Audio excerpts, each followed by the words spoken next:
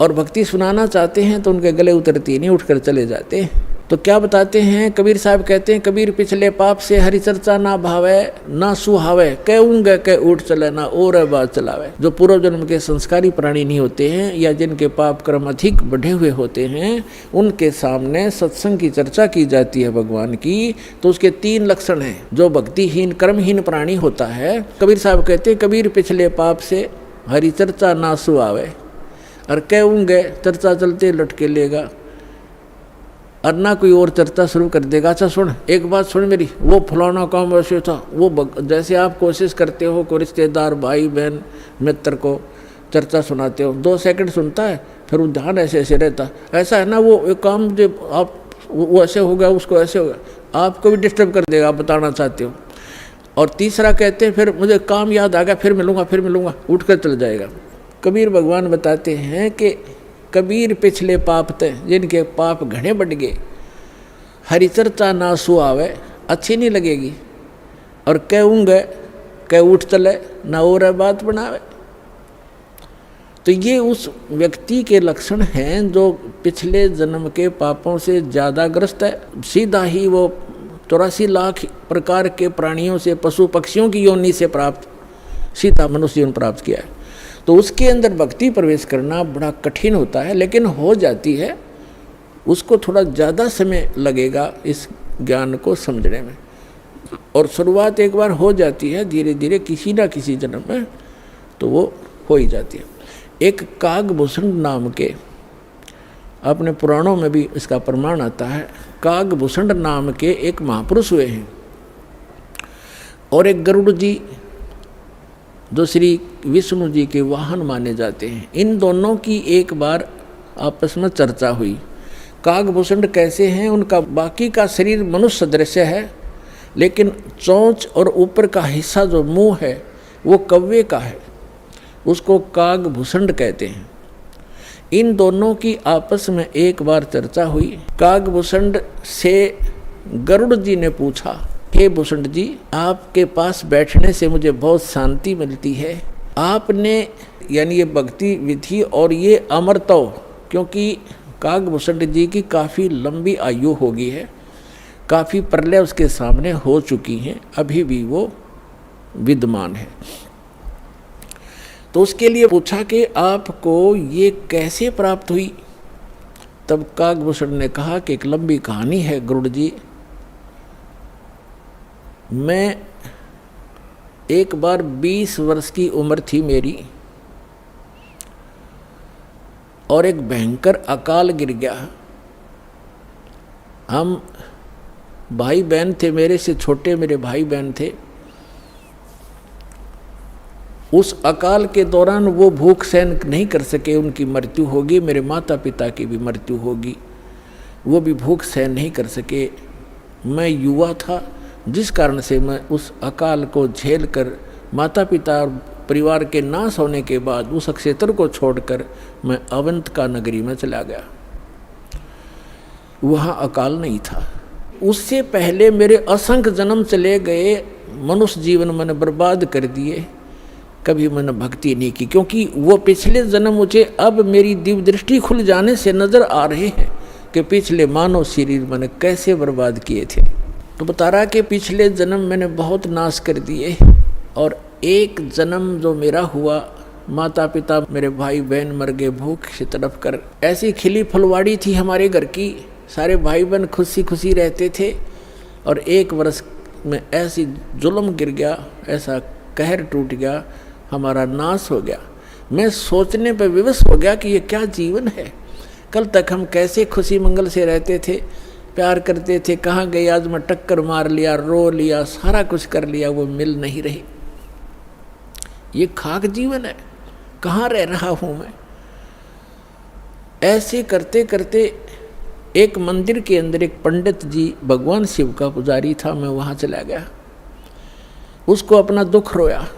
दयालु था ब्राह्मण, मुझे सीने से लगाया और कहा, बेटा यहाँ तो ऐसे ही कहर गिरते हैं, आप भक्ति कर लो, स्वर्ग में चले जाओगे, वहाँ दुख नहीं है। ब्राह्मण को ज्ञान स्वर्ग तक का ही था। और कहा बेटा तू दीक्षा ले, अब गुरु बनाए बगैर मोक्ष नहीं होता। अब काकभूषण बता रहा है कि मेरे इतने पाप थे पापी के, पिछले जन्म जन्म के कभी भक्ति शुरू नहीं करी थी। मेरे अंदर भक्ति प्रवेश करने में 6 महीने लग गए, लगातार संत के साथ रहने में। अब 6 महीने तक मैं मंदिर में रहा, रोज उनकी कथा सुनता, वचन सुनता, पर नाम लेने की इच्छा कभी मैंने व्यक्त नहीं की। गुरुजी कहते महात्मा जी के बेटा दीक्षा ले ले, मैं कान्ना पे कह टाल जाता, ना हाँ कहता ना कहता। और दीक्षा उसी को प्रफुल्लित होती है जो सब इच्छा से अपनी लगन से प्राप्त करता। जबरदस्ती दिया हुआ ज्ञान नाम काम नहीं करता। तो उस पंडित जी ने इसलिए उसको जोर नहीं दिया। 6 महीने के बाद कहता लगातार सत्संग सुनने के बाद मुझ पापी के कुछ पाप नरम हुए और तब मैंने दीक्षा प्राप्त की। दीक्षा प्राप्त करके कुछ दिनों के बाद फिर मेरे अंदर एक बकवाद भागी। जो गुरुजी कथा सुनाया करते हो मुझे भी याद होगी। मैं युवा था, गुरुजी वृद्ध हो गए थे, मेरी आवाज़ में कसक थी। जितने भी श्रोता थे अब मेरी तरफ आकर्षित हो गए कि और कहने लगे हो आप तो गुरुजी से भी बढ़िया ज्ञान सुनाते हो। अपने आत्माओं यहाँ मार खाता प्राणी, इस ज्ञान को सुनकर कोई वक्ता बन बैठेगा, 10 उसके प्रशंसक हो जाएंगे, वो भी अपना नाश जीवन करेगा। अब ज्ञान पुराणों का था, बढ़िया और घटिया क्या हो गया इसमें, गुरुजी से बढ़िया सुनाने लग गया वो। तो यहाँ मार खाते श्रोता भी और भक्त भी मार खाते, मान बढ़ाई छा जाती है, सबसे बड़ी दुश्मन है जीव की। एक दिन मैं बैठा था, कथा कर रहा था, श्रोता बैठे थे, गुरुजी आए मंदिर में अपने घर से। मैंने खड़ा होकर सत्कार नहीं किया क्योंकि मैं अपनी बेइज्जती समझूं था कि खड़ा होऊंगा तो सबका अट्रैक्शन उधर गुरुजी की तरफ हो जाएगा। अब मैंने बैठे बैठे दर्शन कर लिए, ऐसे बस थोड़ा सा नाम मात्र सा सिर झुकाया, खड़ा नहीं हुआ मैं। अब गुरुजी तो आए थे, अपना लगे पूजा पाठ करने मंदिर में। एक कोने में बैठकर वह आकाशवाणी हुई मंदिर में, कह रहे दुष्ट तूने अपने गुरु का अनादर किया है, तुझे 1 लाख वर्ष के लिए नरक में डालता हूँ। भगवान शिव की आकाशवाणी हुई, क्योंकि ब्राह्मण शिव का पुजारी था। अब वो आकाशवाणी सुन ली गुरुजी ने। उसने कहा अरे बेटा भूषण, उसका नाम कुछ और था उसमें, बेटा भगवान क्यों नाराज हो गया तेरे से। गुरुजी ने नहीं ध्यान दिया कि इसने मेरा आदर किया या अनादर किया। संत के विषय में एक वाणी कही है गरीबदास साहिब जी ने कि आदर अनादर करो क्यों ना कोई, मम संत शरण जगत जान छोई। अब संत ये नहीं देखते आदर अनादर को, लेकिन शिष्य को हानि घनी हो जाती है जो आदर नहीं करता, नियमित नहीं रहता। तो उस गुरु ने पूछा बेटा क्या गलती करती, भगवान आपसे क्यों रुष्ट हो गए। अक्षमा याचना कर, दयालु है भगवान, माफ़ कर देंगे तेरे को। और खुद भी अर्ज की, हे भगवान बच्चा है आपका, गलती होगी, बालक है, अक्षमा करो।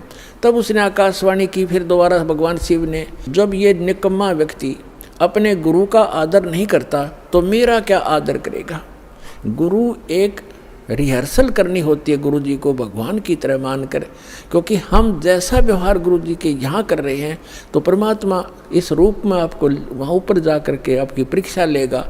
एक स्थान है मानसरोवर पर, तो वहाँ जो जैसा भाव आपका यहाँ वैसा वहाँ होगा, जैसे स्वप्न में होता है। तो वहाँ से वापस आने के बाद फिर आप बहुत युगों तक वहाँ नहीं जा पाओगे। इसलिए एट प्रेजेंट आपने गुरु जी के साथ ऐसा व्यवहार करना चाहिए, ऐसा बोलना चाहिए जैसे हम भगवान से कर रहे हों। तो इस प्रकार ना करने से तब उसने कहा कि जिसने आपका अनादर किया, आपका नहीं मेरा अनादर किया, इसको 1 लाख वर्ष तक नरक में डालूंगा। फिर काफ़ी समय तक हाथ जोड़े रहा ब्राह्मण, आपका बच्चा है, बख्श दो दाता, बालक है, गलती होगी, अरे तो भी मांग माफ़ी बच्चे, माफ़ी मांग। लेकिन फिर आकाशवाणी हुई कि मेरा वचन ना खाली जाई, यम के लोग चलो रे भाई। अब काकभूषण कहता है कि मेरी मृत्यु होगी, मैं नरक में डाल दिया गया 1 लाख वर्ष तक। लेकिन थोड़ी बहुत जो कलम चढ़ी थी, थोड़ी बहुत भक्ति प्रारंभ की थी प्राथमिक, उसका लाभ मिला। अगले जन्म में मुझे मनुष्य जीवन मिला, 1 लाख वर्ष नरक भोग गए। मनुष्य जीवन मिला तो मैंने एक लोमस ऋषि के साथ वाद विवाद कर दिया। उसने मुझे श्राप दे दिया, अरे चंडाल तो चंडाल के घर जन्म हो तेरा, वाद विवाद करता है। तो काकभूषण कहता है कि गुरु जी मैंने दुख नहीं माना संत के उस कुवचन का, और उसने श्राप दे दिया। मैंने हाथ जोड़ कर ये कहा कि हे महर्षि जी, दास पर गलती बन गई, मैं नीच व्यक्ति हूँ, मैं कर्महीन हूँ, तभी तो ऐसी भाषा में आपके सामने बोल गया, मेरा दुर्भाग्य था। एक दया करियो दयालु कि मैं किसी जन्म में चाहे चंडाल का पैदा हूँ, पर आप भगवान की भक्ति ना भूल पड़े, ये दया करते मुझे। तो ये आशीर्वाद दे दिया लोमश ऋषि ने।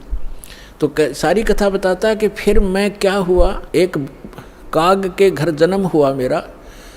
जैसे ब्रह्मा जी हैं, इनका हंस वाहन है, और हंस के साथ एक हंसनी कंपलसरी होती है। तो ब्रह्मा की जो पत्नी सावित्री है, वो हंसनी जब ऋतु पर आई, यानी गर्भवती होने की स्थिति में आई ऋतु पर, तो काग चंड के पास ले गई, कौवा के देवलोक में। उससे मिलन होने से कागभूषण की उत्पत्ति हुई। शेष शरीर मनुष्य जैसा है, ऊपर का मुंह और चोंच कौवे जैसी है।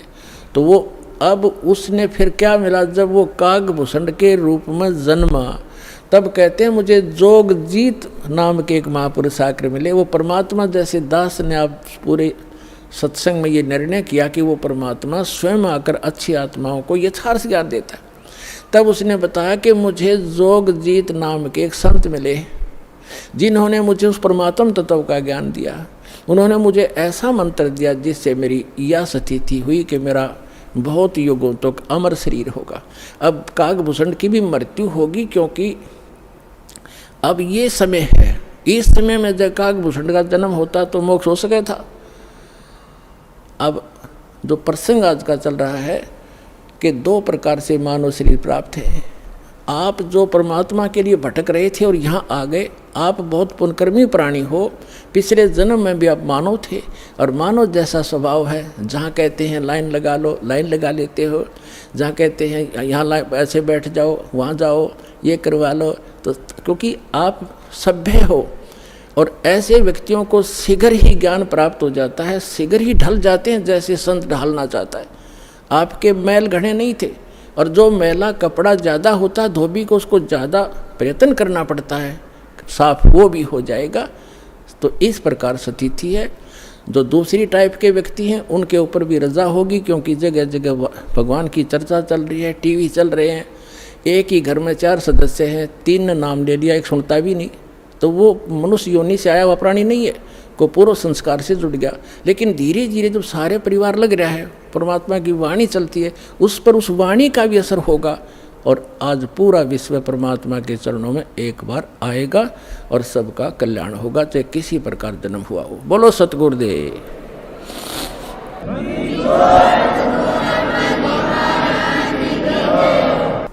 बोलो सतगुरुदेव की जय। बंदी छोड़ कबीर परमेश्वर जी की जय।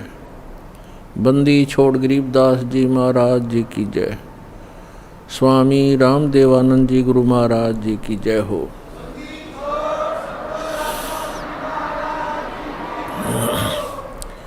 गरीब नमो नमो सतपुरुष को नमस्कार गुरु के नहीं। सुर नर मुनि जन साधुआं संतों सर्वस्ती नहीं। सतगुरु साहेब संत सब दंडोतम प्रणाम। आगे पीछे मध्य हुए तिनको जा कुर्बान। नराकार निर्विषम काल जाल भयभंजनम। निर्लेपम निज निर्गुणम अकल अनोबेशंदनम। सोहम सुरति समापतम सकल समाना निर्तल। उज्ज्वल हिरंबर हरदम अम्बे परवा अथाह वार पार निमद्यतम। ग्रीव जो सुमरे सिद्ध होई। गणनायक गलता ना करो अनुग्रह सोई। पारस पद परवाना। आदि गणेश मनाऊं गणनायक देवन देवा। चरण कमल लो लाऊं आद्यंत करूं सेवा। परम शक्ति संगीतम रिधि सिद्धिदाता सोई। अवगत गुण अतीतम सत्य पुरुष निर्मोही। जगदम्बा जगदीशम मंगल रूप मुरारी। तन मन अर्पों शीसम भक्ति मुक्ति भंडारी। सुर नर मुनि जन ध्यावे ब्रह्मा विष्णु महेशा। शेष सहस मुख गावे पूजे आद गणेशा। इंद्र कुबेर सरीखा वरुण धर्म राय ध्यावे। समर्थ जीवन जी का मन इच्छा फल पावे। 33 कोटिया धारा ध्यावे सहस 88। उतरे बहुजल पारा कट है यम की फांसी। 33 कोटिया धारा ध्यावे सहस 88। उतरे बहुजल पारा कट है यम की फांसी। सत साही कर जोरूं विनती करूं धरूं चरण पर शीश। गुरु जी राम देवानंद जी महाराज ने दियो नाम बख्शीश। कोटि कोटि सिजदा करूं कोटि कोटि प्रणाम। चरण कमल में राखियो मैं बंदी जाम गुलाम। कुत्ता हूँ गुरुदेव का रामपाल दास का नाम। गले प्रेम की जेवड़ी झांखे चौहा जाऊं। तो करो तो बावड़ू दूर दूर करो तो जाऊं। ज्यों राखो त्यों ही रहूं जो देव सो खाऊं। परम पिता परमात्मा पूर्ण ब्रह्म सारी सृष्टि के रचनहार कबीर देव कबीर परमेश्वर जी की असीम रजा से आप सभी पुण्यात्माएं सत्संग श्रवण करने के लिए उपस्थित हो पाए। मानुष जन्म दुर्लभ है मिले न बारंबार। तरवर से पत्ता टूट गिरे वो बोहरने लगता डर। पृथ्वीपति चकवे गए जिनके चक्र चलंत। रावण सरीखे कौन गिने हैं ऐसे गए अनंत। मानुष जन्म पाय के जो नहीं रटे हरि नाम। जैसे कुआ जल बिना फिर बनवाया क्या काम।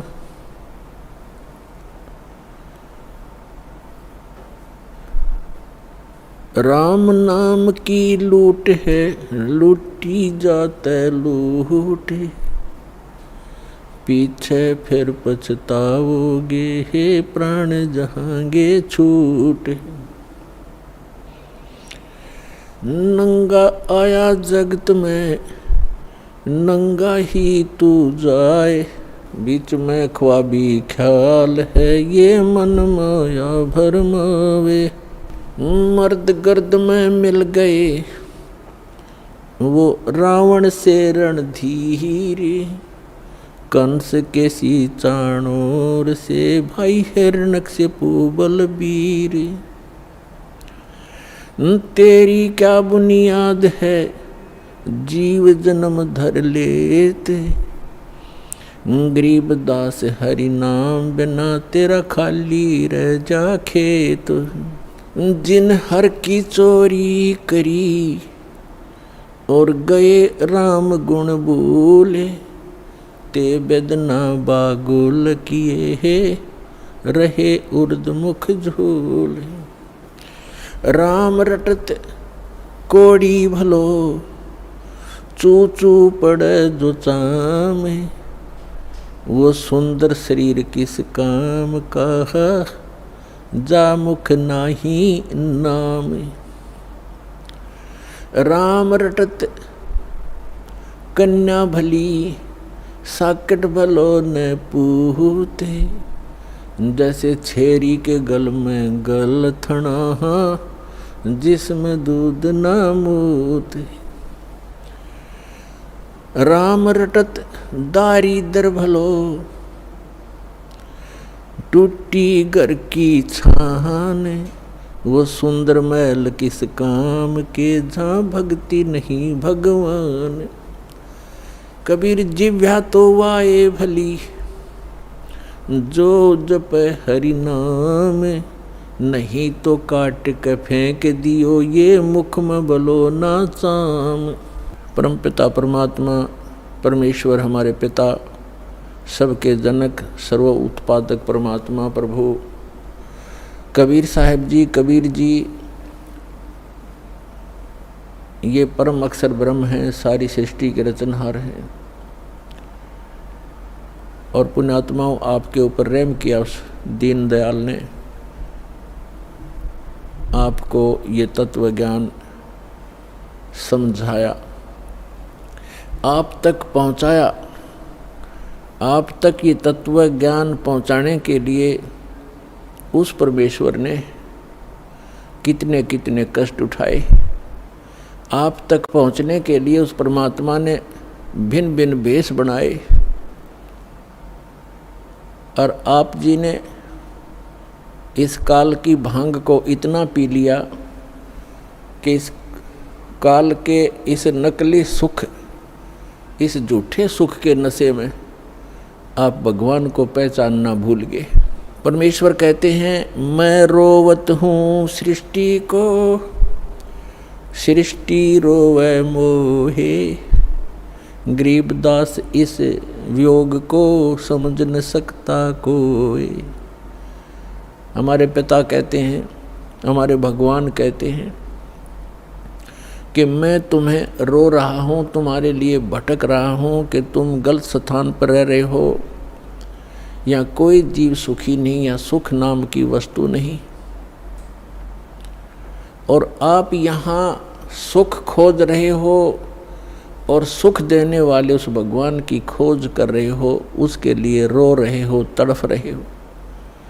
मैं तुम्हारे लिए रो रहा हूँ कि मैं हूँ वो परमात्मा, मैं तुम्हारा जनक हूँ, मैं तुम्हारा पिता हूँ। आप जी ने ये गलती की जिस कारण से आप इस काल कसाई के यहाँ फंस गए हो।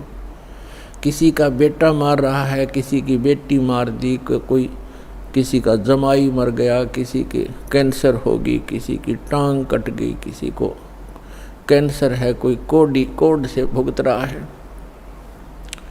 और शेष बचे हुए ये सोचते हैं कि हम ठीक हैं। यदि आप रोग रहित हैं, कल मृत्यु होगी, फिर गधे बन जाओगे, तो क्या खाक ठीक हो आप? इसलिए परमात्मा याद दिलाते हैं, कबीर ये माया अटपटी, सब गट आन अड़ी। किस किस को समझाऊं, या कुएं भांग पड़ी। परमात्मा कहते हैं, किस किस को समझाऊं। इस काल भगवान ने इस नकली सुख की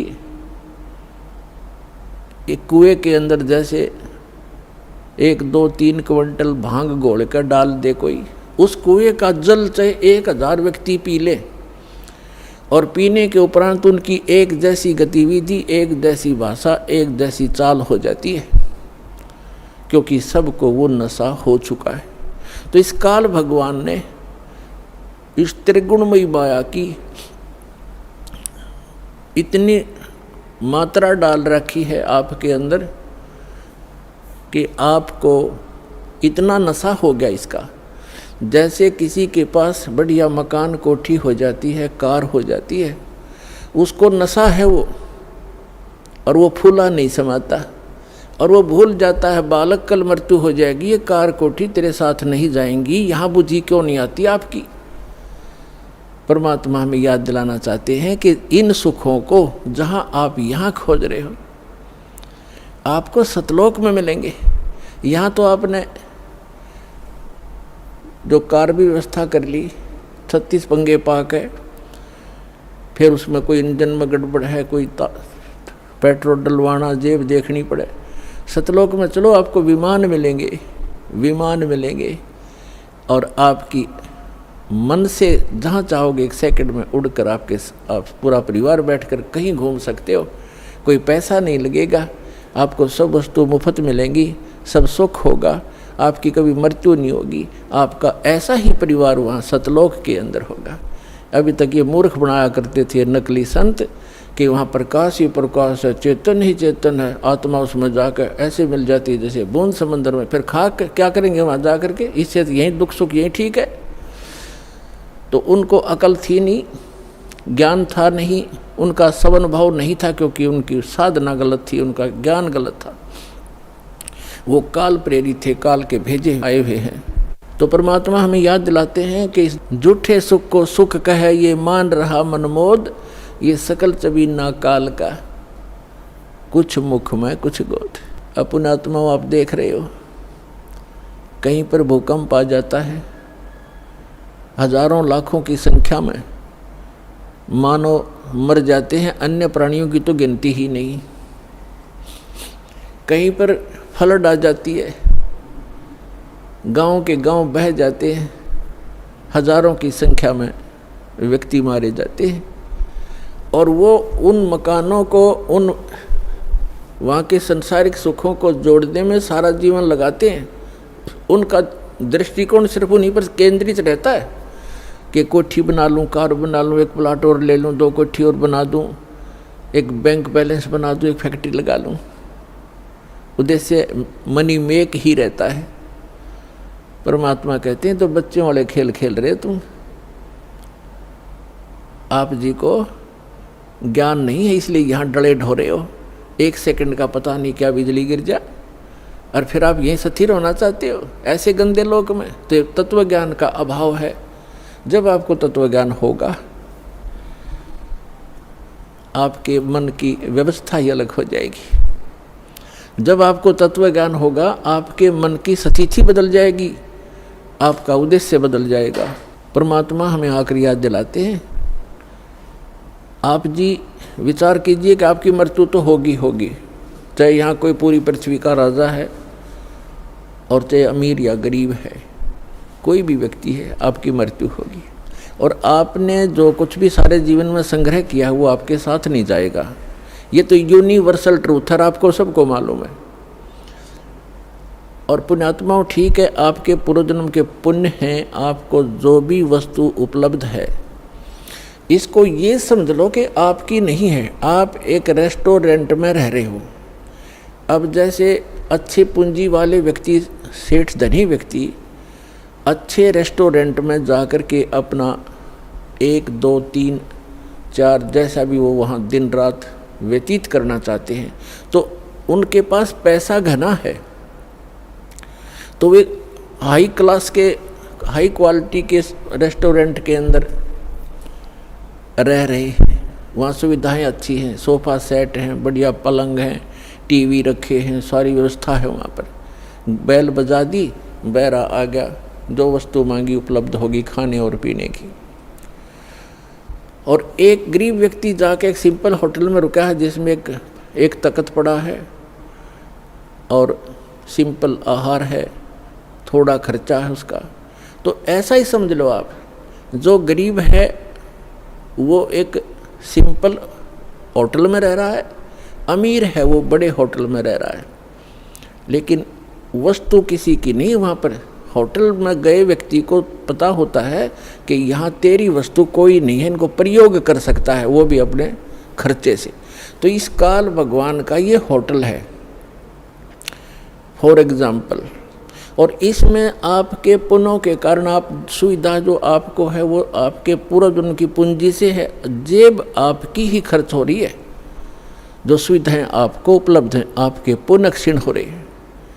और गरीब व्यक्ति है वो समझ रहे सिंपल होटल में रह रहा है, कोई झोंपड़ी में है तो सिंपल मकान में रह रहा है, तो वो भी एक होटल में ही है। एक दिन दोनों ने ही जाना है और दोनों ने वो सब वस्तुएं यही छोड़ जाना है। अब जाना कहाँ है? स्वदेश को जाना है। होटल में व्यक्ति वही रहता है जो विदेश गया हुआ है, अपने घर से बाहर है। आज तक आपको यही नहीं मालूम कि हम इस होटल को छोड़कर प्रस्थान कहाँ करेंगे। आपको तो जबरदस्ती जब आपकी पूंजी समाप्त हो जाती है, आपका समय समाप्त हो जाता है, उस होटल से पकड़ कर बाहर फेंक दिया जाता है सड़क पे, आप कहीं जाओ।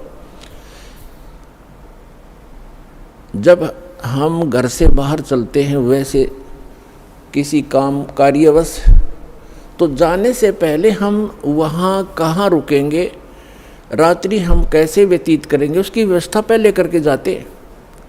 और संसार छोड़ के जाने वाला व्यक्ति कभी सोचता भी नहीं कि मृत्यु के बाद मैं कहाँ जाऊँगा। तो वो ज्ञान अब आपको प्राप्त हो रहा है कि आप ये साधना करोगे और आप इन होटलों में रहो जैसे जिसकी व्यवस्था है, ठीक है, धनी है अपने उस सुविधा को प्राप्त करो, निर्धन है अपने उन मकानों में गुजर करो। और दोनों ही दो रोटी खाते हैं, एक गरीब भी और सेठ भी, और एक चारपाई पर ही सोते हैं, 3-3 4-4 पर सेठ नहीं सो सकता।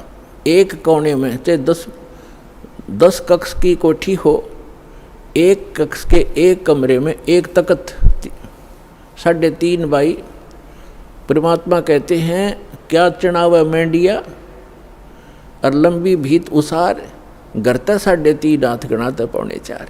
यानी आपको लेटने के लिए अपने हाथ, ये हाथ होता है इतना, प्रत्येक का शरीर अपने 3.5 हाथ का होता है, 3.5 हाथ का। तो परमात्मा कहते हैं आपने चाहे 20 कक्ष की कोठी बना रखी है, उसमें 3.5 हाथ और बाई 1 हाथ, भाई इतनी जगह की जरूरत है आपको। बाकी उस कोठी की शर्मा मार ले, क्या बनेगा उसका? समय खोया, अपना जीवन व्यर्थ किया। तो कहने का भाव ये है कि ठीक है, भगवान ने आपको कोठी भी दी है, सुविधाएं भी हैं, कोई बात नहीं, लेकिन अब भविष्य की तैयारी करो, यहाँ से चलने का उद्देश्य बनाओ। असक जन्म हो गए आप जी ने यही भटकतों का। अब परमात्मा हमें बताते हैं कि आप जी यहाँ इस काल कसाई के लोक में रह रहे हो, इसने आपको अपने स्वार्थवश पाल रखा है, जैसे कसाई बकरे पालता है। पुण्यात्मा, आपके ऊपर 3 गुणों का इतना ज़बरदस्त प्रभाव हो गया कि आप जी अपने परिवार, अपनी संपत्ति को अपना मान चुके हो, और मान चुके हो जैसे नशे में व्यक्ति चाहे कुर्डियों पर पड़ा हो गंध में, और चाहे चारपाई पे लेट रहा हो, उसको पता ही नहीं तू कहाँ है। तो आज हम सभी की ये स्थिति है कि हम इस सब कुछ को अपना मान चुके, और इसको ये कहा जाता है कि आप कसाई के लोक में रह रहे हो और ये आपको सबको खाएगा बारी बारी, ये नहीं बख्शेगा किसी को भी। किसी परिवार के 3-3 सदस्य खा जाता है एक दिन में, कोई दुर्घटना से या कोई किसी और अन्य कारणों से, कोई बीमारी से। और शेष बच्चे ये सोचते हम ठीक हैं। जिनके साथ वो घटना घट गई उससे पहले वो भी आप जैसी ही स्थिति में थे। तो पुण्यात्मा, परमात्मा ने रजा बख्शी आपको ये ज्ञान देने की, और फिर वो विकल्प बताया कि यहाँ से जाकर आप कहाँ रहा करोगे। गीता अध्याय नंबर 15 के श्लोक नंबर 1 से 4 में कहा है कि उल्टा लटका हुआ संसार रूपी वृक्ष है, ऊपर को जड़ तो समझो पूर्ण परमात्मा, और नीचे को 3 गुण रूप शाखा हैं, रजगुण ब्रह्मा, सतगुण विष्णु, तम गुण शिव जी। और जो संत इस उल्टे लटके हुए संसार रूपी वृक्ष के सभी विभाग बता देगा, तना कौन भगवान है, इस संसार रूपी जड़ कौन है, यानी जिससे सबका धारण पोषण होता है वो कौन प्रभु है, और शाखा कौन है, डार कौन है, और पत्ते क्या है, तो स वेदविद वो तत्वदर्शी संत है। तत्वदर्शी संत की प्राप्ति के उपरांत 15वें अध्याय के 4थे श्लोक में कहा श्रीमद् भगवद गीता में, उसके पश्चात परमेश्वर के उस परम पद की खोज करनी चाहिए जहाँ जाने के बाद साधक फिर लौटकर कभी संसार में नहीं आते। और जिस परमेश्वर ने सब ब्रह्मांडों की रचना की है, संसार रूपी वृक्ष की प्रवृत्ति जिससे विस्तार को प्राप्त हुई है, उस परमात्मा की भक्ति करो और किसी की नहीं। और गीता ज्ञानदाता अपने विषय में कहता है 8वें अध्याय के 13वें श्लोक में, ओम इति एकाक्षरम ब्रह्म विवहारण माम अनुस्मरण यह प्रयाति तजन दे हमसे आती परमाम गति। मुझ ब्रह्म का एक ओम अक्षर है। गीता का ज्ञान ब्रह्म बोल रहा है, ये काल बोल रहा है, श्री कृष्ण जी में प्रवेश करके बोल रहा है। और ये कह रहा है कि मुझ ब्रह्म का केवल एक ओम मंत्र है।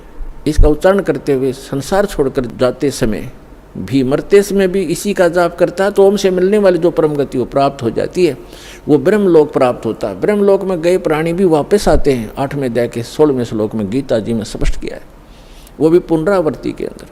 तो गीता ज्ञानदाता कहता है चौथे अध्याय के 5 और 9 श्लोक में, गीता अध्याय नंबर 2 के श्लोक 12 में, गीता अध्याय नंबर 10 के श्लोक नंबर 2 में गीता ज्ञानदाता कहता है अर्जुन तेरे और मेरे बहुत जन्म हो चुके, तू नहीं जानता मैं जानता हूँ। इससे सिद्ध है कि जो गीता ज्ञानदाता ब्रह्म है ये काल है।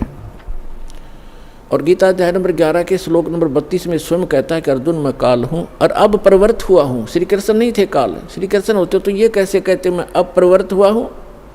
श्री कृष्ण जी तो पहले उपस्थित थे वहाँ पर अर्जुन के साथ, उनके सारथी बनकर। तो पुण्यात्माओं, ये हमारे सदग्रंथ एक अनमोल रतन है।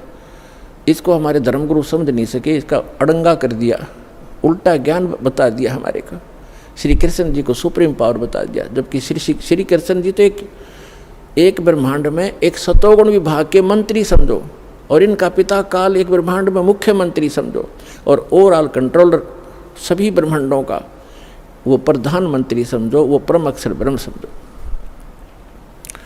वो पूर्ण परमात्मा। उसकी साधना के लिए ही ये गीता ज्ञानदाता बार बार कह रहा है। गीता अध्याय नंबर 18 के श्लोक नंबर 62 में कहा कि अर्जुन तू सर्वभाव से उस परमेश्वर की शरण में जा, उस परमेश्वर की कृपा से तो परम शांति को और सनातन परम धाम को प्राप्त होगा।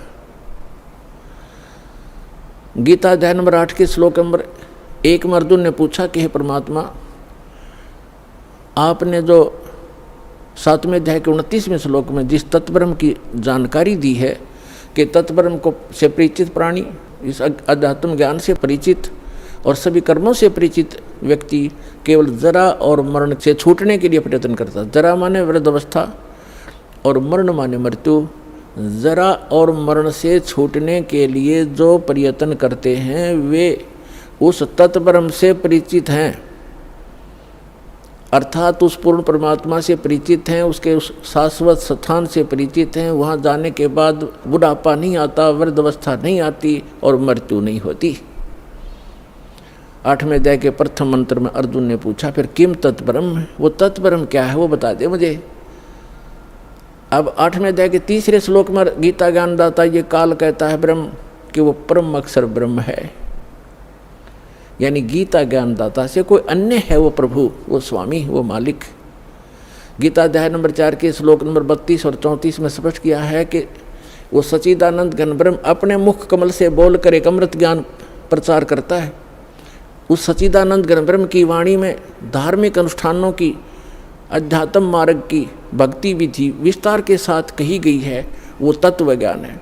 उस तत्व ज्ञान को अर्जुन तो तत्वदर्शी संतों के पास जाकर समझ, उनको दंडवत प्रणाम करने से, कपट छोड़कर प्रसन्न करने से वो तत्वदर्शी संत तुझे तत्व ज्ञान का उपदेश करेंगे। इससे सिद्ध है कि गीता के अंदर वो तत्व ज्ञान नहीं है और गीता ज्ञान दाता भी तत्व ज्ञान से अपरिचित है। उसके लिए दास को भेजा परमपिता ने, कबीर भगवान ने तत्वदर्शी संत बनाकर। अब जो प्रसंग चल रहा है कि गीता ज्ञान दाता 8वें अध्याय के 3रे मंत्र में कहता है कि वो परम अक्षर ब्रह्म है, और गीता अध्याय नंबर 8 के श्लोक नंबर 5 और 7 में अपनी साधना करने को कह रहा है कि मेरी भक्ति कर, मुझे प्राप्त होगा, लेकिन युद्ध करना पड़ेगा। और पुण्यात्माओं, जहाँ युद्ध है वहाँ शांति नहीं हो सकती। इसलिए गीता ज्ञानदाता कहता है 18वें अध्याय के 62वें श्लोक में कि सर्वभाव से तू उस परमेश्वर की शरण में जा, उस परम अक्षर ब्रह्म की शरण में जा, उसकी कृपा से तू परम शांति को और सनातन परम धाम को प्राप्त होगा, जहाँ जाने के बाद साधक फिर लौटकर कभी संसार में नहीं आते। अब गीता ज्ञानदाता गीता अध्याय नंबर 8 के श्लोक नंबर 8, 9, 10 में कहता है कि उस सच्चिदानंद घन ब्रह्म की भक्ति करने वाला प्राणी साधक भक्ति की शक्ति से, योग के बल से, योग माने साधना के बल से, भक्ति की ताकत से, उस मंत्रों की भक्ति की कमाई की ताकत से उस परमात्मा को, सच्चिदानंद घन ब्रह्म यानी परम अक्षर ब्रह्म को ही प्राप्त होता है। अपना तो उसने मंत्र बता दिया 8वें अध्याय के 13वें श्लोक में कि मुझ ब्रह्म का केवल एक ओम अक्षर है, नथिंग एल्स। ओम नमः शिवाय, ओम भगवते, ओम ये भगवते वासुदेव, ये मंत्र नहीं है। ये तो बाल बलौने वाले खिलौने हैं, मीठी गोलियां हैं। 17वें अध्याय के 23वें श्लोक में गीता ज्ञानदाता ने केवल संकेत दिया है कि उस सच्चिदानंद घन ब्रह्म के पाने का 3 मंत्र का जाप है, नथिंग एल्स, उसके अतिरिक्त कुछ नहीं। ओम तत्सत इति निर्देश है ब्रह्मण त्रिविध समर्थ ब्राह्मणा तेन वेदा चयगा विहिता पुरा। क्योंकि परमात्मा प्रत्येक युग में आते हैं और प्रत्येक युग में अपना यथार्थ ज्ञान सुनाते हैं। कुछ पुण्यात्माएं उनको स्वीकार करती हैं, इसलिए कहा कि स्टार्ट जब होता है उस समय परमात्मा यथार्थ ज्ञान देता है। ब्राह्मण माने विद्वान पुरुष, बुद्धिमान व्यक्ति, फिर इसी आधार से वो साधना किया करते हैं। फिर कुछ दिनों के बाद फिर से ये काल के दूत सक्रिय हो जाते हैं और यथार्थ ज्ञान को समाप्त कर देते हैं। इसलिए गीता ज्ञानदाता कहता है कि मैंने पहले भी ये ज्ञान दिया था शाश्वत इन सभी को, और फिर उसको आगे कुछ दिन चला, लेकिन अब ये लोप हो गया, या पुनः फिर दे रहा हूँ।